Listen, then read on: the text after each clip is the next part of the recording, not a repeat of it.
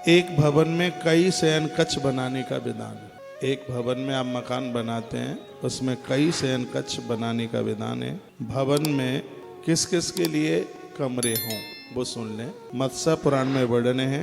भवन में सबसे पहले माता पिता, जब भी आप मैप बनवाते नक्शा बनवाते हैं, सबसे पहले माता पिता के कमरे को डिसाइड कीजिए। भगवान श्री कृष्ण ने जब द्वारका का निर्माण कराया, ऐसा वर्णन है, माँ देवकी, वसुदेव जी महाराज, नंद बाबा, यशोदा मैया और नाना जी उग्रसेन, इनके लिए उन्होंने सबसे पहले 5 कमरों का निर्माण कराया। तो और भी कुछ लोग रहे होंगे, उसमें वर्णन है कि 5 कक्ष सबसे पहले भगवान ने ये बनवाए।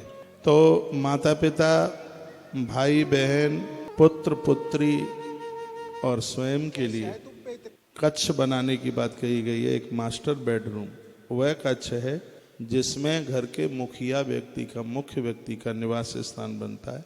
ऐसे अन्य शयन कक्षों से थोड़ा घर में सगरे कमरे एक ही साइज के न हो, उसमें एक कमरा बड़ा होना चाहिए, विशेष होना चाहिए। ऐसे घर को बहुत शुभ माना गया है।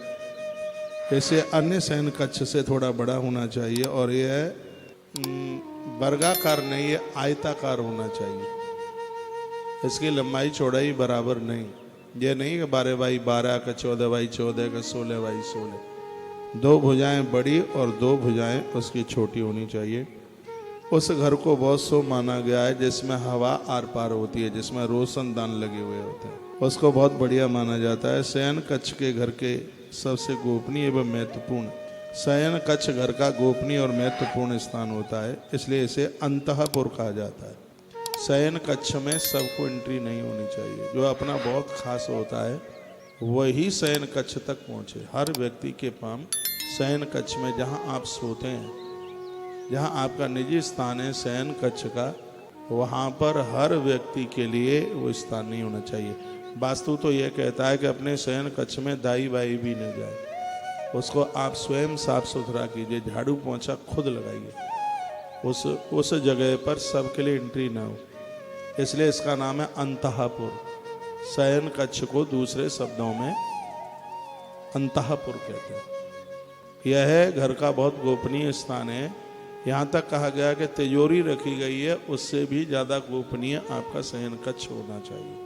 वहाँ सबके लिए एंट्री नहीं। झाड़ू पोंछा लगाने वाले भी आते हैं, तो यह जगह तो उनसे भी बचाने के लायक है। इसको आप खुद साफ सुथरा कीजिए।